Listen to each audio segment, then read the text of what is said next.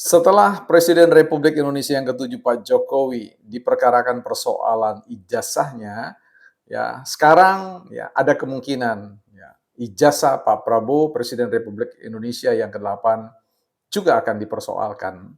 Kita akan bahas soal serius ini dengan cara yang santai di Bukan Partai Politik. Selamat datang teman-teman di channel Bukan Partai Politik, ruang publik sekolahnya publik, bukan sekolahnya partai, tempat kita bersama-sama belajar untuk meninggikan kemampuan kita berargumentasi, bukan meninggikan suara apalagi emosi. Don't raise our voice emotion but argument. Ya, teman-teman, saya meminjam topi anak saya ya, yang di SMA ya. Ini saya sudah gunakan ini, ya, ini asli ya topi ini teman-teman. Kita mau bicara soal statement dari Pak Prabowo yang mengatakan jangan-jangan nanti ijazahnya juga dipersoalkan ya, karena sekali lagi kemarin ijazahnya Pak Jokowi yang kemudian dipersoalkan seolah-olah tidak ada urusan lain dan sebagainya. Nah, ini disampaikan oleh Pak Prabowo di dalam sebuah rapat ya bersama atau pertemuan yang dihadiri pers ya, terbuka untuk dikutip, dilansir ya, di-relay dan seterusnya ya, terkait dengan tuduhan-tuduhan terhadap dengan tuduhan-tuduhan terkait dengan Pak Jokowi dianggap sebagai seorang mantan presiden yang masih menjadi presiden. Dengan kata lain, Pak Prabowo ya dipandang sebagai seorang presiden atau bonekanya Pak Jokowi. Ini yang disampaikan oleh Pak Prabowo di dalam konteks pertemuan itu untuk mengatakan bahwa hal tersebut tidak benar. Sudah menjadi sebuah kelaziman ya bagi seorang presiden mengucapkan terima kasih karena beliau merasa bahwa proses transisi kepemimpinan dari Presiden Republik Indonesia yang ke-7 ke-8 ini dianggap sebagai suatu proses transisi yang berjalan dengan baik sehingga memberikan insentif atau kondisi yang sangat baik bagi presiden berikutnya untuk melanjutkan dan kemudian melakukan penataan-penataan, inovasi-inovasi dalam pemerintahan dan tidak ada halangan-halangan yang berarti. Inilah yang kemudian menjadi sebuah nuansa yang berbeda dari transisi-transisi kepemimpinan presiden sebelumnya. Dan yang menarik yang disampaikan oleh beliau itu ya sempat menyinggung persoalan ijazah Pak Jokowi yang dipersoalkan dan juga beliau mengkhawatirkan jangan-jangan nanti persoalan ijazah saya juga akan disenggol-senggol atau diperkarakan dan sebagainya.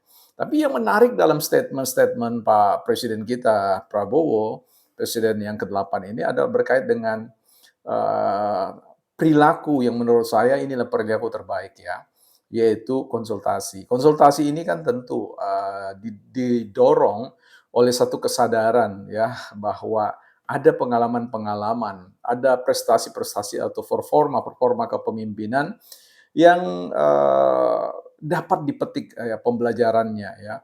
Jadi sehingga tidak perlu lagi membuat sebuah rancang bangun atau model untuk bagaimana memimpin negara ini ya. Jadi tidak perlu harus mulai dari nol lagi, tetapi di titik mana semua hal yang baik itu sudah dicapai dan dilanjutkan.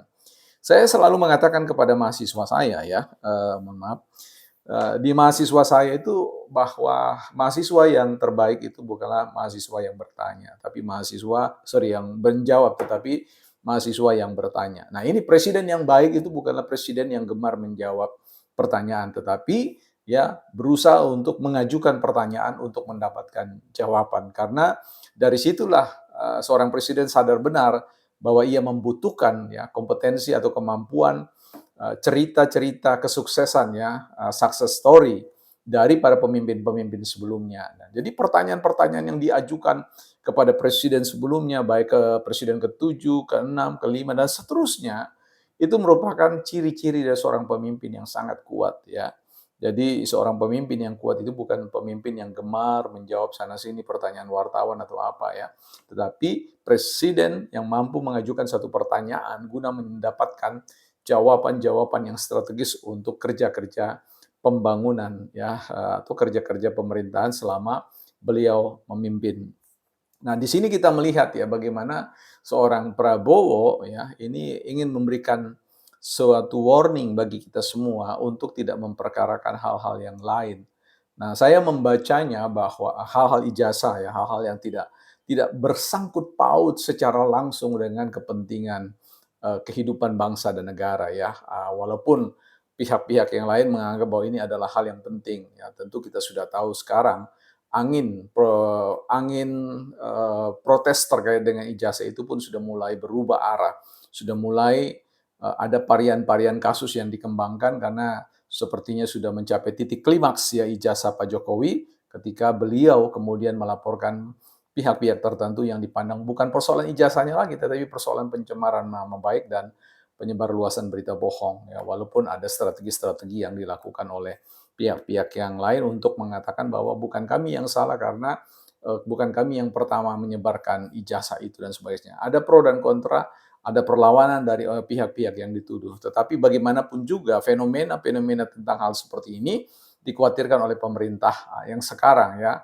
Apalagi Prabowo juga mulai mengendus bahwa ijazah Gibran Rakebuming wakil presiden itu juga sudah mulai disasar ya, didesain sedemikian rupa untuk kemudian akan dibidik ya, dibidik dan kemudian digarap sedemikian rupa untuk menjatuhkan bukan hanya Gibran lagi tapi Prabowo dan sekaligus dia pengaruh Pak Jokowi. Jadi ketiga-tiganya ini menjadi sasaran sebenarnya kalau saya coba analisis pelan-pelan.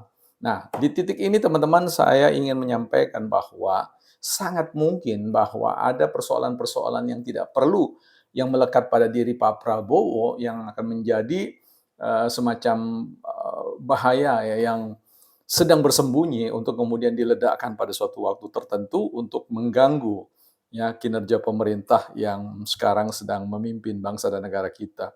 Karena sekali lagi ini akan menjadi cerita yang luar biasa ya teman-teman karena kontestasi politik ini berkaitan dengan kepentingan-kepentingan yang terganggu di sana sini dan mau memakai kendaraan atau strategi apapun ya banyak orang mengatakan Pak Jokowi terjebak di dalam strategi mereka-mereka padahal sebenarnya mereka sendiri yang terjebak pada jebakan mereka ya. Jadi bumerang atau senjata makan tuan sendiri. Nah, di sini teman-teman, jadi apa yang ingin saya sampaikan di sini, Prabowo sedang memberikan warning bahwa mungkin bukan perkara persoalan ijazah lagi, tetapi ijazah Pak Jokowi lagi, tapi bisa saja ijazah beliau, track record beliau selama sekolah, kuliah, dan sebagainya, bisa saja kemudian itu menjadi pintu masuk untuk kemudian mengobok-obok jalannya pemerintahan yang ada. Karena itu kita publik perlu membangun sebuah pencerdasan ya.